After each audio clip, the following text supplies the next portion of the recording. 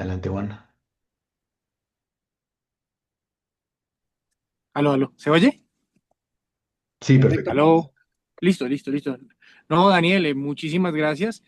Desde que vi la presentación y pudimos ver la presentación, ¿no? La presentación muy bien hecha, muy bien condensada, llena de gráficos, o sea, gráficamente una excelente presentación con los puntos que había que tocar, precisamente.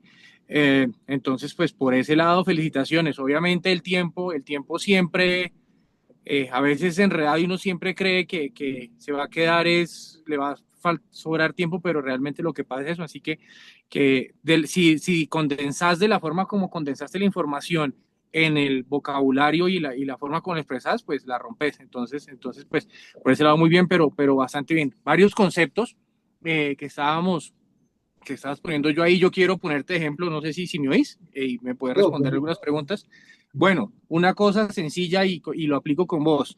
¿Qué tensión arterial estuviste manejando durante todo el tiempo que tuviste la charla? Más o menos. Profe, por ahí 140, 90. Eso es lo que vos pensás, pero si fuera a lo real, ¿vos crees que yo te pongo un tensiómetro y me va a decir que tenés, tenés una media de 90? Probablemente No, no. posiblemente ¿Sí o no. no? No, sí. Ahora, esa tensión que vos estuviste durante toda la charla probablemente sea muy parecida a la que todos los que estábamos oyendo tenemos, pero por otro lado, ¿qué tanto consumo de oxígeno te da tu cerebro durante la charla? Mucho mayor, claramente. Entonces, eso sí, definitivamente, y estoy seguro que era mucho mayor que el consumo de oxígeno que teníamos los que no estábamos hablando. ¿Sí? ¿Eso qué quiere decir al final? La tensión arterial media no es un determinante de la autorregulación directo. La tensión arterial media es un facilitador para que la autorregulación se dé. Lo que pasa Sí, es que, y como vos lo planteabas, durante todo el tiempo hemos pensado que el manejo es un manejo de tensión arterial, pero el manejo realmente es un manejo de consumo de oxígeno y el consumo de oxígeno no siempre es el mismo. Entonces, cuando nosotros decimos que la autorregulación es la que nos permite mantener un flujo constante bajo parámetros de tensión arterial, pues realmente lo que el cerebro necesita no es un flujo constante, porque si el flujo constante que vos tuvieras durante el momento que está, si el flujo que vos tenías cerebral de oxígeno durante el momento en que vos estabas hablando se mantuviera constante y fuera el mismo que tenemos el resto, pues probablemente hubieras podido hacer lo que hiciste, ¿sí? sí. Entonces el que está determinando específicamente cuánto flujo va a llegar a esa neurona es la neurona misma y es el consumo de oxígeno el que me va, como vos lo planteabas, el consumo de oxígeno es la determinante más importante. Lo que pasa es que casi todos los estudios se han ido enfocando a la tensión arterial y está bien porque es lo que nosotros podemos manejar extrínsecamente, pero realmente cuando yo entiendo que el determinante principal es el consumo cerebral de oxígeno, las cosas me cambian un poquito. ¿Por qué? Porque yo empiezo a pensar en que lo que yo tengo que manejar es el consumo cerebral de oxígeno más que la tensión arterial, ya empiezo a cambiar un poco, porque ya empiezo a pensar qué tengo yo que hacer para modificar ese consumo de oxígeno que me permita mantener el flujo más adecuadamente posible. Y los ejemplos que tenemos ahorita lo vamos a ver. Entonces es una parte muy importante y vos la planteabas y después planteas otra segunda parte que también se deriva de eso mismo y es que pues mantener una meseta como las normas clásicas las curvas clásicas de autorregulación nos mantiene, pues no tiene mucho sentido porque es que eso va a ir variando y no necesariamente porque yo tenga tensiones arteriales más altas o más bajitas, eso va a significar que directamente voy a mantener ese flujo sanguíneo óptimo o no óptimo. Sí, entonces cuando vos planteas esas curvas que varían, ya nos saca un poco del empezar a pensar, oiga, lo que pasa es que yo tengo que mantenerme entre el punto, entre la porción más a la derecha y la porción más a la izquierda para que la autorregulación se dé y eso es así, o sea, tengo que tratar de mantener unos parámetros, pero también entender que el hecho de que yo me mantenga esos parámetros no me garantiza necesariamente que la autorregulación se vaya a dar porque finalmente eso va a ser un fenómeno motivado por los cuatro componentes y probablemente muchos más que vos pusiste ahí, ¿sí? Entonces, al final, lo que yo tengo que garantizar es que esa neurona reciba lo que necesita. Y cuando yo lo puedo garantizar en un consumo, con un consumo basal normal, pues está muy bien, pero cuando yo no tengo la opción de garantizarlo o cuando yo sé que esa curva va a estar muy alterada, lo mejor que puedo hacer es, venga, garanticémoslo desde lo sistémico hasta donde podamos, pero también busquemos que esa neurona no me consuma más de lo que necesita. Es un punto súper importante.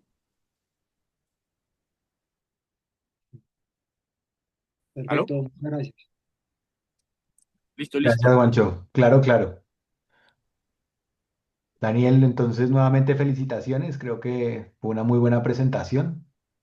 Corrigiendo lo del tiempo, creo que sería muy buena. Están los conceptos muy actualizados y fue muy fácil seguirte y nos tuviste entretenidos ahí. No sé si alguno de los profes quiere hacer alguna intervención adicional a la que hizo Juancho. Pronto Rubén, que le gusta el tema, el profe Perdomo. Profe Jaime se salió.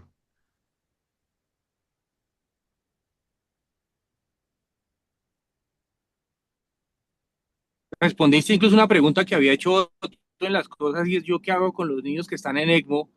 Y esas son las dudas grandes que uno tiene. Entonces, cuando uno se va a evaluar el paciente que está en ECMO, que mantiene tensiones medias de 30 y aún así yo lo mantengo con ese ECMO veno arterial sin problema y es, ¿yo cómo hago si yo sigo pensando en que la perfusión cerebral se mantiene cuando tengo presiones medias por encima de 50, ahí ya empiezo a fallar?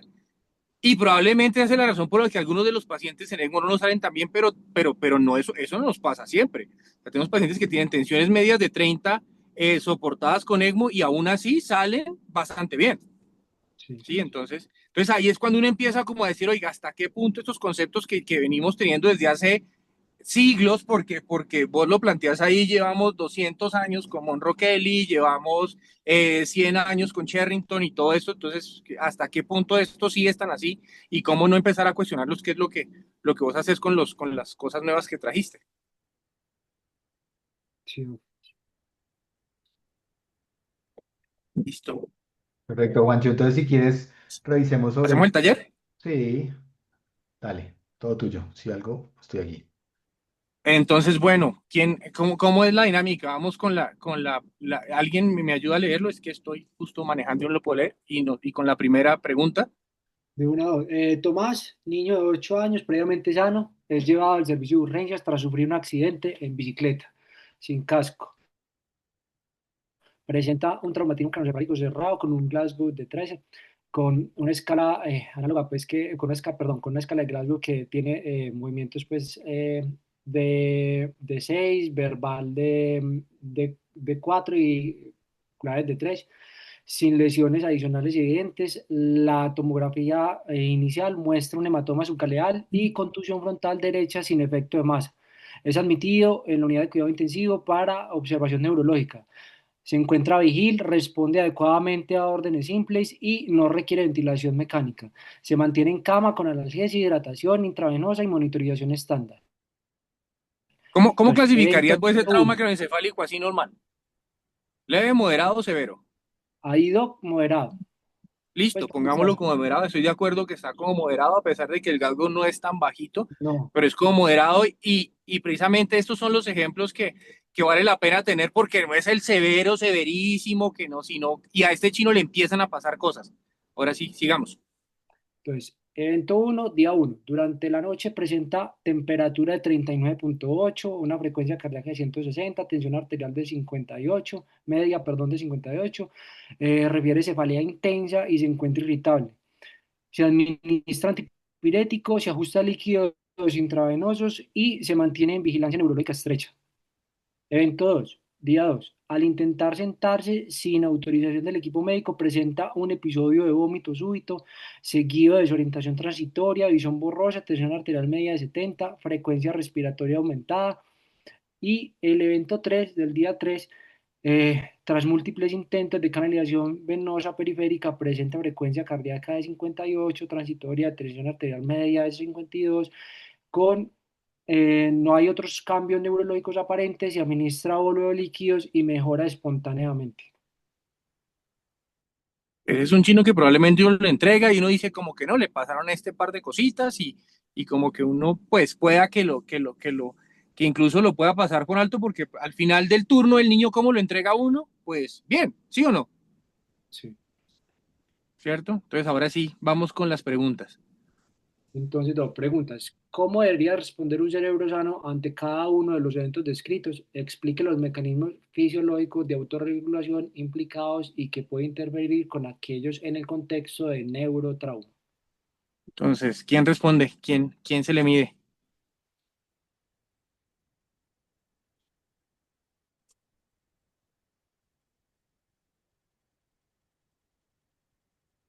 Yo vi las respuestas de todos, todos tenían como muy bien desarrollado ese punto. Creo que hay que habilitar el está, audio. Ah, ok. Paulita. Hola, ¿cómo están? Buenas tardes. Em, bueno, entonces este paciente, de acuerdo pues a todo lo que ya nos explicó nuestro en el evento uno, que pues el paciente tenía hipertermia, irritabilidad y cefalea intensa. Entonces, pues lo que sucede normalmente en el cerebro sano es que ante pues una elevación significativa de la temperatura, entonces pues hay una vasodilatación secundaria pues al aumento de ese metabolismo cerebral y producción de CO2. Entonces esto pues hace que se aumente el flujo sanguíneo cerebral en principio y pues así compensa como los mecanismos de autorregulación para evitar que aumente la presión intracraniana como ya nos explicaron. Sin embargo, pues este paciente como tiene un trauma craneoencefálico, entonces incrementa como la vulnerabilidad del cerebro a la disfunción y pues a esa autorregulación, con lo que nos explica también el doctor, aumentando pues la demanda de oxígeno y pues podría exacerbar la presión intracraneana. En cuanto al evento 2, vómito súbito, visión borrosa. Entonces, párate un momentico con el evento uno y miremos el evento uno nomás. ¿Listo? ¿Cierto? Entonces, más o menos, ¿cuánto puede aumentar el consumo cerebral de oxígeno si yo tengo fiebre?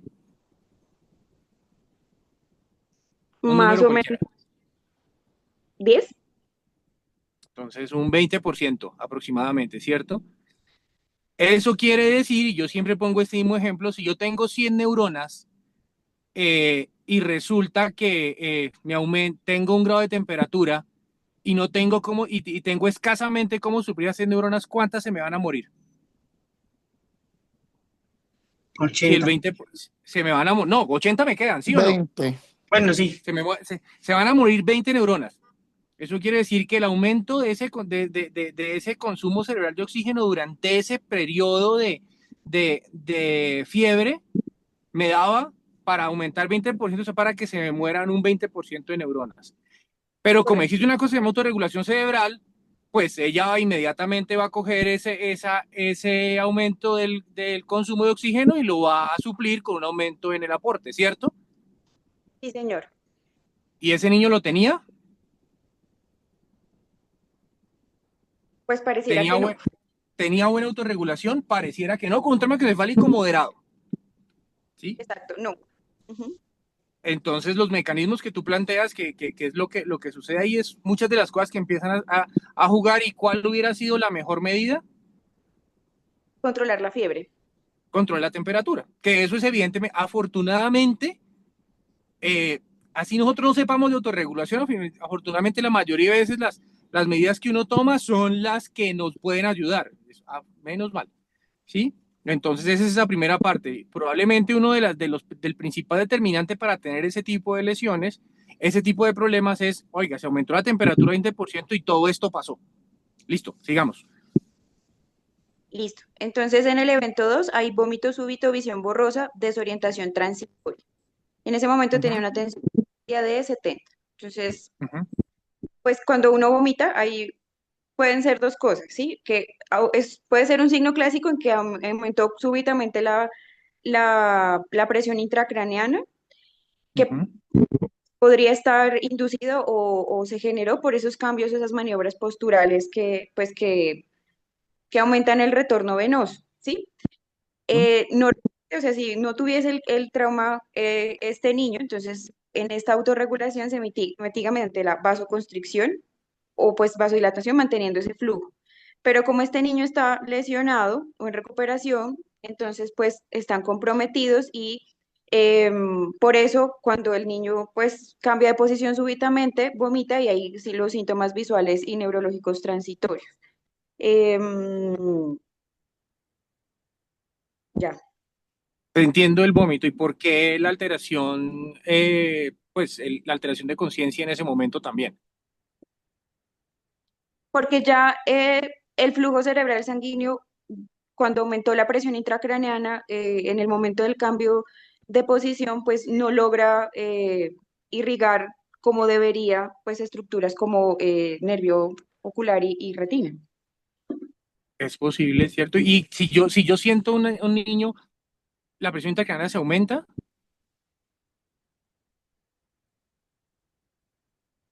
Si lo sienta, no. Pues en teoría la ¿Cierto? O sea, elevación la disminuye. elevación de la cabecera debería mejorarme el retorno venoso. Si mejoro yo el retorno venoso, disminuyo el componente venoso de los compartimentos en Don Roqueli y debería antes disminuir un poquito el edema, ¿cierto? Cambio de posición súbito y es el Ujú. vómito, o sea, es reflejo vagal de el vómito de vomitar, no del cambio de postura. Ok, esa es una, pero entonces si yo lo cambio de posición, ¿qué pasa con el flujo sanguíneo cerebral?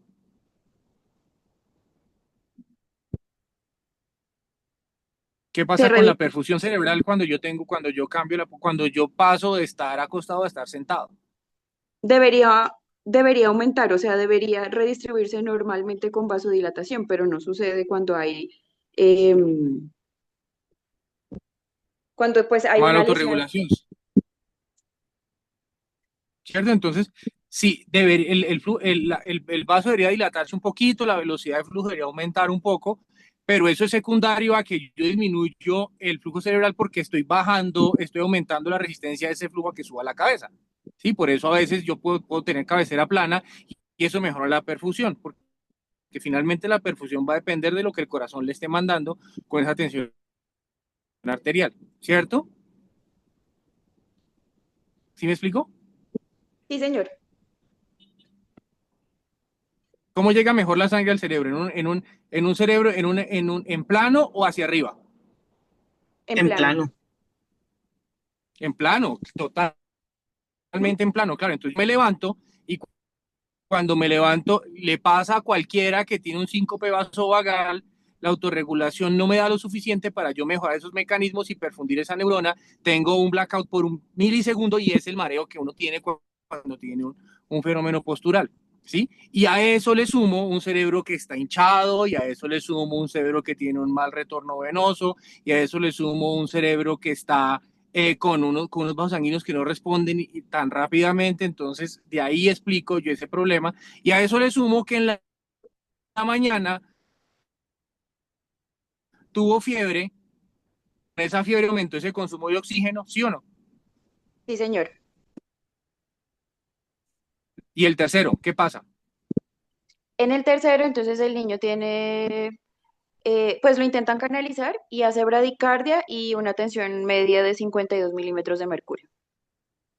Entonces pasa lo mismo, pues, o muy parecido a lo que pasa si yo cambio de postura rápidamente, pues entonces hay un reflejo con dolor en esta ocasión, con la manipulación. Entonces, puede ser que se esté expresando como una disfunción autonómica y que probablemente ya en este momento, tras estos dos eventos anteriores en donde yo aumenté el consumo de oxígeno sin compensar, sin que el cerebro, perdón, logre compensar, entonces puede ser que nos esté manifestando que este paciente ya está empezando a tener edema cerebral y, y que esa bradicardia es una manifestación de que no logra tener la perfusión, la presión de perfusión suficiente.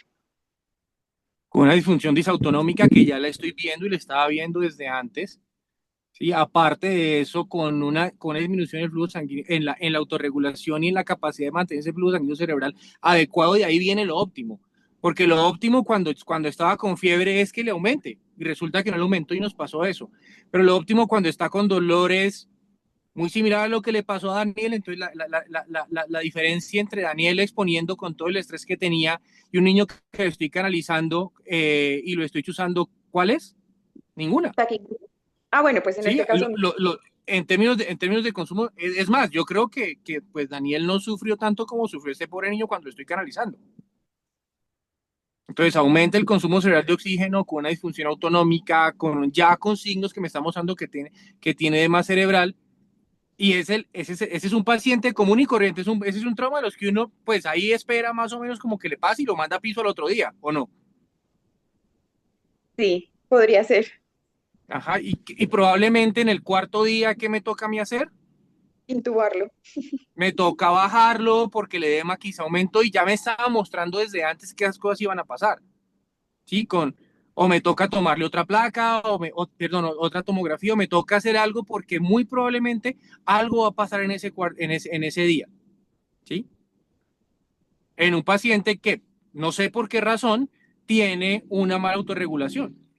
Si bien es cierto, tenemos el trauma que me lo desencadenó, pero hay pacientes que tienen ese mismo trauma que de pronto no les va tan mal. Eso es lo que yo tengo que empezar a medir y eso es lo que me dice a mí qué tan variable puede ser la autorregulación y qué tan variable es la capacidad del cerebro de responder a las demandas metabólicas con cambios vasculares, que es muy individual. Y ahí es cuando yo no puedo estandarizar esa curva como lo mostraba Daniel, sino tengo que empezar pues a entender muy bien cómo es ese paciente, ¿sí?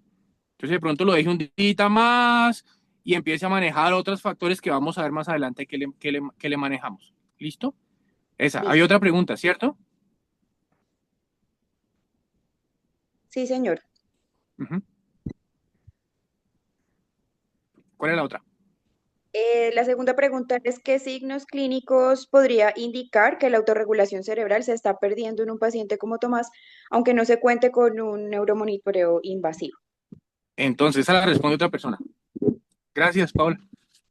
Angie, Juan. Bueno, Bueno, Angie. buenas tardes. Entonces, para responder esta pregunta, eh, entonces el esfuerzo postural y el vómito van a aumentar, digamos que súbitamente la presión intracraneal. Y acá me parece interesante involucrar estos dos conceptos de la autorregulación estática y de la autorregulación dinámica, que esa autorregulación dinámica hace referencia a esa respuesta rápida que tiene el cerebro ante los cambios agudos o súbitos en la presión arterial o intracraneal. Entonces acá en Tomás lo que podemos pues evidenciar es que la respuesta autorreguladora dinámica intenta compensar, pero no es suficiente porque ya produce síntomas clínicos y sugiere que, como nos lo explicaba Daniel, la curva se desplaza hacia la derecha o va a tener pues una meseta muy reducida y ya el flujo cerebral va a depender pues parcialmente de la presión y pues van a aparecer digamos que los síntomas neurológicos. Y pues este niño no va a tolerar esas caídas breves de presión. Entonces, pues digamos que son estos síntomas lo que nos dice que este paciente pues ya sin necesidad de tener un monitoreo invasivo, pues está comprometida la perfusión cerebral. Sobre todo por los cambios neurológicos que van a fluctuar con pequeños cambios de presión arterial y esto también relacionado a esa afectación en el nivel de conciencia y hacia el nivel de la sustancia reticular activadora ascendente, que pues es clave para estos pacientes y que ya van a presentar alteración en el nivel de conciencia. Ok, entonces la respuesta es la clínica, nos dice, ¿cierto? ¿Tú le hubieras puesto a este niño una monitorización de PIC cuando llegó? Pues digamos que con la clínica lo puedo seguir y puedo seguir que No, por cambie. eso, pero tú le hubieras puesto un monitor de PIC. Glasgow de 13, se cayó en la bici, como que se golpeó ahí, pero pues, y si tenía unos hallazgos en las imágenes, tú le hubieras mandado a poner un monitor de PIC. No creo, doctor. Ok. Sí, entonces probablemente la invasiva no te ayuda y la clínica te ayuda un montón. Sí, sí, señor. Uno de los grandes, a ver qué otro elemento de monitorización le hubiéramos podido poner que sí nos dé algunos datos sobre lo que está pasando. Aparte de la clínica que no lo dice, o sea, nos lo está cantando desde el principio, ese cerebro se está hinchando y este niño está regulando bien.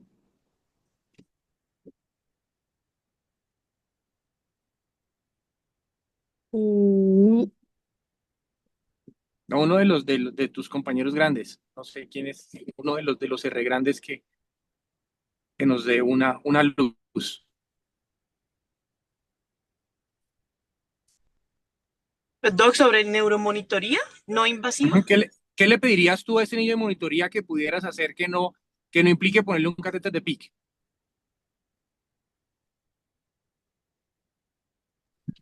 que Para irle tenemos siguiendo. disponible o No, que que le no quieras, te tenemos doy lo que disponible. quieras. Usted me dice, doctor, tráigame tal cosa y yo te lo pongo.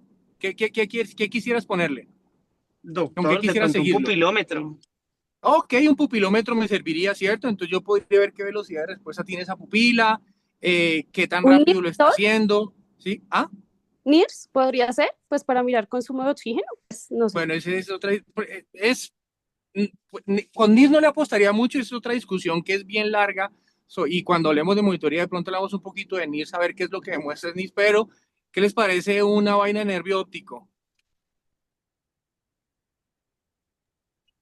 Operador dependiente no es tan difícil de hacer, pero pues hay que tener el ecógrafo disponible en la unidad siempre. Yo te dije que yo te lo daba, ¿cierto? Entonces Bueno, doctor, pedimos una vaina de nervio óptico, sería chévere, ¿cierto? Y llegamos y le miramos cómo está en el día uno y miramos qué diámetro tiene ese nervio y lo vamos siguiendo poco a poco, así nos damos cuenta si está cambiando y esas manifestaciones clínicas de EMA, si realmente está manifestando como un EMA que me vaya a hacer que 4 días después me toque ventilarlo porque está muy edematizado, ¿sí? Y un Doppler transcranial, podría ser la otra. Listo. La otra pregunta. La otra pregunta es el diagrama, doc. El diagrama. Yo vi los diagramas de ustedes eh, y se vale si he hecho a alguien al agua con uno que me gustó un montón. El de Natalia Chacón. ¿Sí estás por ahí? Hola, doctor. Sí, señora, aquí estoy. Tú no lo explicas, es que tiene dos elementos que todos los pusieron y lo hicieron muy bien, los que hicieron Amaro y los que no, y los que usaron ChatGPT no importa, pero con tal que hubieran aprendido está perfecto. Pero Nata, cuéntanos tú, ¿cómo pusiste tu diagrama? Que tiene dos elementos súper chéveres. Lo puedes Eh, compartir si quieres. ok, regálenme, por favor, 2 segundos.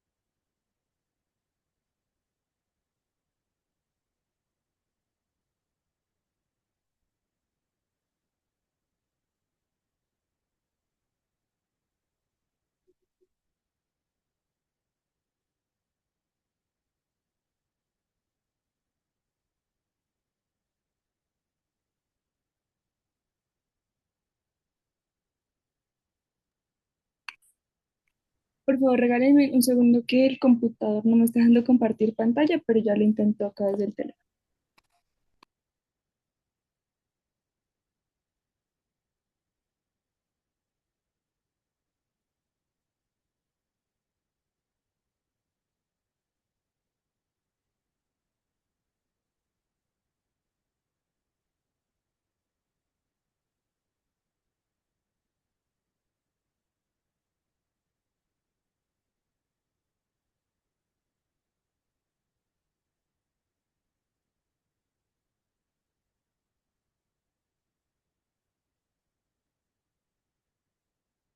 Entonces, mientras tanto, Natalia tenía dos partes dentro del diagrama que es muy similar al que ustedes tienen. Ella tenía en cuenta dos elementos y uno primero era la estructura de la barrera hematoencefálica. Cuando yo miro un niño como este, lo que yo pienso en qué está pasando con ese endotelio vascular y esas neuronas, ¿sí?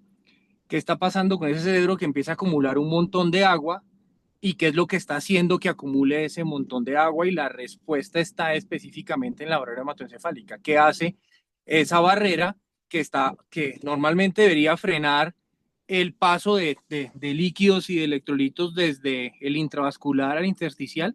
Y ella lo plantea. Pero si yo me imagino ese niño cómo está, yo me imagino muy posiblemente una barrera que está aumentando la permeabilidad y que está permitiendo que entre más líquido el que tiene que entrar y finalmente es lo que se convierte en edema.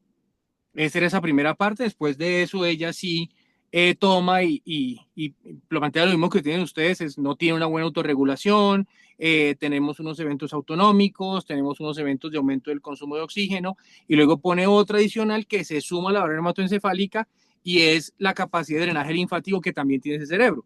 Sí, que también es otro concepto relativamente nuevo, nuevo en medicina es que tiene 30 años, pero que también me dice de qué manera esa capacidad venosa me está permitiendo que ese sistema linfático cerebral me esté drenando el líquido y los electrolitos que están llegando a ese cerebro. Esos son los dos componentes que tiene Natalia y adicionales, que son quizá diferentes a los que pusieron la mayoría dentro del esquema que estaban poniendo. ¿Me equivoco, Nata? ¿Fue más o menos así? Sí, lo que quise fue hacer como esa comparación que se hace como lo que produce el edema cerebral con respecto al flujo sanguíneo y como cada uno, pues, las alteraciones que ocurren en cada uno secundario al edema cerebral. Entonces, por eso está como la comparación entre, digamos, los parámetros del flujo sanguíneo cerebral en comparación con el edema y al final, pues, está la gráfica de cómo se genera esa autorregulación. Eso es, entonces, perfecto. Y ahí le pusiste lo de la glía, lo del sistema linfático cerebral. Sí, ¿Quieres decir algo de eso? ¿Así alguna cosa que tú encontré? Porque eso no existía hasta hace un tiempo, mm, ¿cierto? sí, exacto. Pues lo que, digamos, encontré y hace parte de toda el monitoreo que se hace miogénico en la glía cuando hay un consumo de oxígeno disminuido que se perpetúa, hay alteraciones como tal en la glía y eso hace que haya una alteración en la sinapsis como tal y hace una degeneración de la glía. Listo, súper. Y ese es la parte del gráfico que me pareció chévere, el de todos, todos están con diferentes diagramas, pero el concepto está muy claro, pero lo que le suma Natalia a los que hicieron todos son esas dos cosas específicas. Una, que es parte de lo que tenemos que empezar a entender y es esa barrera hematoencefálica, cómo funciona y de eso pegado al sistema linfático. ¿Y por qué? Porque es importante entender esa parte de la formación del edema porque me va a ayudar a establecer otros elementos de manejo diferentes al manejo de la tensión arterial y es cómo voy a manejar yo el agua en estos pacientes, cómo manejo el volumen, cómo manejo los electrolitos, cómo manejo todas las sustancias que van a estar entre el vaso y el cerebro para producir o limitar la producción de edema. Eso es. Y esa era la última, ¿cierto? Sí, el profe, perdón, ¿no Cuidado. abre el micrófono?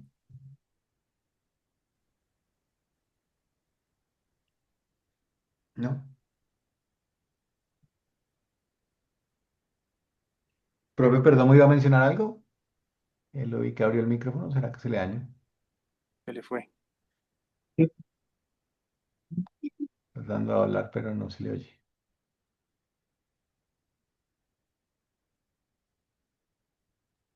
No iba a hablar nada. No sé por qué estaba abierto el micrófono. Ya no oí mis groserías como la vez pasada. Menos mal, profe, porque usted iba a preguntar y yo era, uy, ojalá respondan estos manes porque yo de pronto no tengo cómo responderle a lo que usted me pregunte. Eso- y la pone al ángulo, menos mal está entretenido allá madreando gente, profe. Agradezco mucho, agradezco mucho a las terapeutas y auxiliares de la Fundación OMI por Mantenerlo entretener al profe entretenido. en este momento, por mantenerlo entretenido. Bueno, muy bien, Juancho, muchas gracias. Creo que el mensaje estuvo bueno, creo que la presentación estuvo chévere. La idea de este caso era eso, que no se imaginen siempre el caso que está intubado y entonces la discusión es si le van a poner relajante neuromuscular o si están pensando en colocar el monitoreo de pique intracraneano, sino que vean que hay signos clínicos muy sutiles de pérdida de autorregulación cerebral y que para eso es que uno monitoriza los traumas craneoencefálicos moderados, ¿no? Que generalmente Eh, ve más en lo pero dinámico y en lo metabólico. Profe. sí, antes, es que yo no he podido estar todo el tiempo en la presentación, pero sí la vi. Pero quisiera aprovechar que está Juanito ahora, ya que dijo que la quería al ángulo. Entonces, yo siempre hemos estado con el cuento de la regulación de flujo sanguíneo cerebral. Todos la relacionamos muy claramente con el CO2, con la tensión arterial media más o menos, la tenemos clara. Con la temperatura a veces no le vemos la significancia, la importancia, pero ustedes lo saben. Con la hipoxia y la hiperoxia a veces patinan un poquito. Pero a mí siempre me ha llamado la atención de que frente al CO2, la cantidad de hidrogeniones es también muy importante, ¿sí? ¿Por qué lo digo? Porque con alguna frecuencia tenemos pacientes que estando con CO2 en normalidad para una neuroagresión que pues queremos que estén alrededor de 35-40. Si el paciente tiene un estado de acidemia de base metabólico, esos pacientes, con base a la cantidad de hidrogeniones, van a tener un flujo sanguíneo cerebral elevado. De manera análoga, pero para el otro lado, sucede cuando los pacientes tienen estados de alcalosis. Así pues sepamos que el determinante más importante sea la parte respiratoria, cuando tenemos situaciones metabólicas también pueden impactar. Entonces siempre me ha llamado la atención de eso, de que si frente a un paciente que está con una cirrosis metabólica, en un contexto de neuroagresión, deberíamos tratar de simular un poquito más la corrección natural que tienen la mayoría de los seres vivos con relación a tratar de llevar el CO2 a valores más normales que la acerquen a la cantidad de hidrogeniones más cercana a la normal para prevenir el aumento del flujo sanguíneo cerebral. Creo que tiene toda la razón, porque el comportamiento del neurovascular es muy similar con relación a los niveles de CO2 a como lo es con la concentración con relación a la concentración de hidrogeniones. Sí, yo también espero que pase exactamente lo mismo. Es muy poquito donde uno encuentra esa referencia así como usted la pone, porque siempre es CO2, pero definitivamente la concentración de hidrogeniones también es un indicador de vasodilatación si es una concentración elevada de hidrogeniones, como podría pasar con CO2 elevado, o de vasoconstricción, una concentración elevada de hidrogeniones bajita, en una concentración baja de hidrogeniones como pasa en un paciente con alcalosis. Sí, se comporta exactamente igual. O sea, cuando uno mira la curva es exactamente igual, que la repercusión no es tan directa y no es tan maluca como la tiene el CO2, pero también se comporta de la misma manera, y eso es lo que también tenemos que cuidar igual. Sin contar además lo que hace el endotelio vascular en términos de manejo de barrera hematoencefálica cuando tengo exactamente lo mismo. La cantidad de hidrogeniones, de agua que me arrastran los hidrogeniones es grandísima, y eso también me descompensa una barrera hematoencefálica mucho. Sí, entonces sí. Juancho, y hablando de eso, el otro día Paula Caporal me preguntó si hay evidencia de un ajuste de la autorregulación en altitud, o sea, si el hecho de que nos la pasamos con CO2 en 32 hace que el trauma encefálico en altitud tuviera uno que tener otras metas y se perdió la autorregulación, pero no le supe Sí, decir, no, no he visto nada sí, nunca. sí, siguiente pregunta, señor periodista. Sí me preguntó y dije, Cuando, no cuando, he cuando, estudiado. sal- cuando salió el artículo, ustedes que mostraba las definiciones para eso, es una cosa que yo estaba pensando, realmente no es una cosa que tengamos. Sí, no es algo que yo sepa. Debe haber seguramente, pero que yo sepa, no lo he encontrado. Tampoco es que lo haya buscado tan asiduamente, pero no lo. Lo Sí. más difícil sería cómo estudiarlo, o sea, cómo Y el modelar. problema es cómo. Si no sabemos cómo estudiar la autorregulación en normal, sí, si la tenemos ahí todavía sin estándar de oro de manejo ni nada de eso, pues todavía mucho más difícil en ese caso. Sí. Alguien que vive en altura baja va a decir que ellos autorregulan mejor y por eso son más inteligentes los costeños que los rolos, o viceversa. Entonces, pero yo pues yo creo que las alturas medias como el Valle del Cauca, así más o menos, son los que llevan la ventaja. No los pueden echar en ninguno de los extremos. Sí, sí, sí, Ah, bueno, pero Juan. sí. Bueno, listo. Gracias y gracias. Entonces, Y volvemos en una cosita 15. última, y lo Claro. importante, lo importante de un caso como este, porque entonces pensemos en cómo llega ese niño después, un niño que si yo no le paro suficientes bolas, digamos que no se me hernia y que al cuarto ya no le pasa nada, pero qué pasa en esos episodios y cómo y cuánto puede perder ese niño que aparentemente sale muy bien y que sale normal de la unidad y no pasó nada, y en intensivo lo puse porque pues no le vi nada. ¿Qué va a pasar ese niño cuando llegue al colegio 2 meses después? O sea, ¿qué va a pasar con sus matemáticas? ¿Será que sí va a tener la misma función ejecutiva que no tenía después de haber perdido en teoría 20% de neuronas por un episodio febril? Esa es la duda que yo tengo que generarme, y el por qué es tan importante tener mucho cuidado con estas cosas que parecen pequeñitas, porque como no se mueren, pues no pasa nada. Pero resulta que el impacto es muy grande. ¿Sí? Sí, claro. Obviamente no implica que tengan que relajar todo niño con trauma moderado, sino simplemente es estar vigilando estas cosas de autorregulación y ante el primer hallazgo reforzar un poco las medidas, no necesariamente la relajación, pero por ejemplo el Miren antipirético el en sodio, miren control, el antipirético. analgesia, téngale buenos gases, a pesar de que no está ventilado. Es que a veces veo que la solución es simplemente tubo y ya. Y sobre todo con relajante que así no se les nota nada, entonces ya uno no mira. Entonces se queda sin Ujú. la clínica y tampoco tiene neuromonitoreo avanzado para saber qué está pasando. Y el tubo no me va a disminuir el consumo de oxígeno y probablemente no me vaya a mejorar el aporte tampoco. Sí, entonces eso, esos detalles pequeñitos son los que hacen que ese chino al final sea, pues, lo que uno quisiera que fuera el hijo de uno cuando sale de un episodio similar. Y eso es.